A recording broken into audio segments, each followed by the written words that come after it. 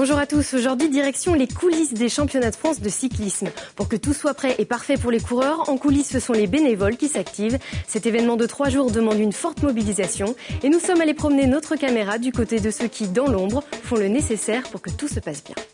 Bon, ici vous êtes à la permanence des championnats de France, permanence qui se divise en 2 parties.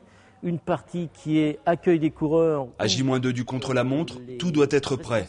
Ils sont des dizaines à œuvrer chacun dans leur domaine, comme Jean-Pierre, pour qu'il n'y ait aucun problème dans cet événement de grande envergure. Là, c'est la course du samedi après-midi avec un bandeau bleu. La course du matin aura un bandeau rose pour les dames, on ne change pas la couleur. Non, 14. Dans ce genre d'événement sportif, tout est millimétré. La Fédération française de cyclisme élabore un cahier des charges précis que la ville de Chantenay se doit de respecter à la lettre. Ce sont les gens qui ont suivi le dossier au siège fédéral et qui aujourd'hui assument la vérification de tout ce qui a été décidé en réunion depuis près d'1 an pour, je dirais, vérifier que tout soit bien au top, je dirais, pour jeudi, dès le départ des contre-la-montre. À l'extérieur, pas de temps à perdre non plus.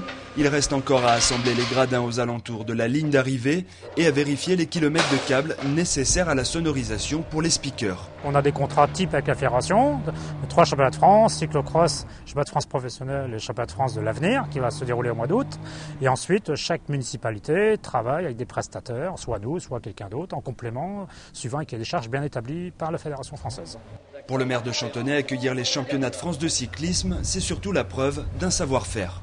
Il y a eu le départ de l'étape du Tour de France en 97, on a eu le Tour de l'Avenir en 99, déjà les championnats de France en 2006 et on remet ça avec un acquis quand même qui est important au départ. Il y a quelques erreurs qu'on ne renouvelle pas et puis on s'améliore. On a cette année un village partenaire, donc la fête risque d'être beaucoup plus belle.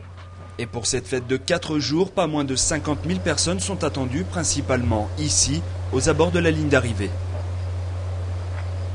Aujourd'hui, dans les chiffres, on va s'intéresser un petit peu aux effectifs de ces championnats de France. 187 coureurs élites et amateurs avec 81 remplaçants, 72 élites dames et 7 remplaçantes, et également 160 pros répartis en 28 équipes. À demain.